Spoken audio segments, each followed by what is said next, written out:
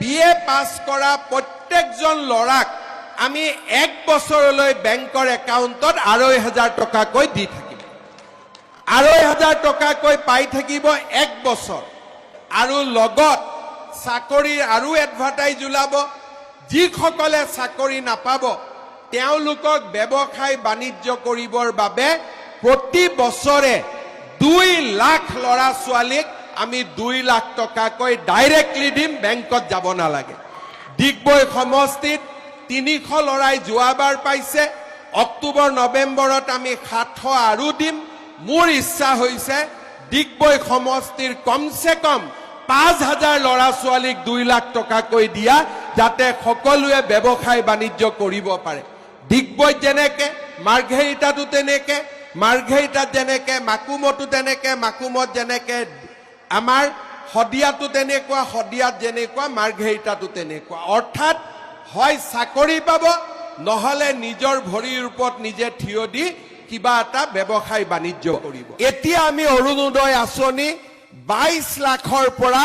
40 লাখলৈকে লৈ যাম তাৰ মানে মোটামুটি এটা সমষ্টিত 40,000 পৰিয়ালে অৰুণোদয় আঁচনি লাভ কৰিব মোক ভুৱন পেগু ৰনোজ পেগু ডাঙৰীয়াই কৈছে যে আমাৰ গোটেইখিনি হৈ গৈছে আৰু 3-4 হাজাৰ যদি বেছিকৈ অৰুণোদয় পাওঁ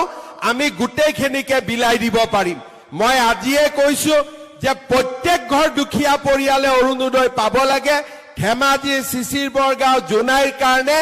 আৰু 3-4 হাজাৰ আৰু অৰুণোদয় বঢ়াই দিম যাতে সকলো মানুহে অৰুণোদয় আঁচনি পাব পাৰে কোনো বাদ পৰিব নালাগে সকলো মানুহকে আমি দিব পাৰো শ্ৰদ্ধাৰ ৰাইজ নতুনকৈ ফৰ্ম ফিলআপ হৈছে আপোনালোকে যিবিলাকে দুখীয়া মানুহে পোৱা নাই পঞ্চায়ত ইলেকশ্যনৰ সময়ত জিলা পৰিষদৰ মেম্বাৰ আঞ্চলিক পঞ্চায়তৰ মেম্বাৰ তেওঁলোক গাঁৱে গাঁৱে যাব দুখীয়া মানুহে ক'ব যে মা মোৰ অৰুণোদয়ত নাম অহা নাই বাবা মোৰ অৰুণোদয়ত নাম অহা নাই ধুনীয়াকৈ ডায়েৰীত নাম লিখি ল'ব আৰু ইলেকশ্যনৰ পিছতেই আমি তেওঁলোককো দি সকলোকে আমি অৰুণোদয় আঁচনিৰ মাজত সোমাই ল'ম এইটোৱে হৈছে আমাৰ দায়িত্ব আৰু কৰ্তব্য ৰেচন কাৰ্ড দেখুৱালে এইবাৰ কলেজত এডমিশ্যন পাব আগত মই কি কৈছিলো যে ৰেচন কাৰ্ড দেখুৱালে বিনা পইচাত চাউল পাব ৰেচন কাৰ্ড দেখুৱালে মেডিকেলত 5 লাখ টকালৈকে বিনামূলীয়া ট্ৰিটমেন্ট পাব তাৰ মানে এখন ৰেচন কাৰ্ডত অৰুণোদয় পালো এখন ৰেচন কাৰ্ডত চাউল পালো এখন ৰেচন কাৰ্ডত কলেজত এডমিশ্যন পালো এখন ৰেচন কাৰ্ডত আয়ুষ্মান ভাৰতৰ 5 লাখ টকা পালো এতিয়া মই আৰু এটা কাম কৰিব খুজিছো এইবাৰ ৰেচন কাৰ্ডত 1 অক্টোবৰৰ পৰা দালি নিমখ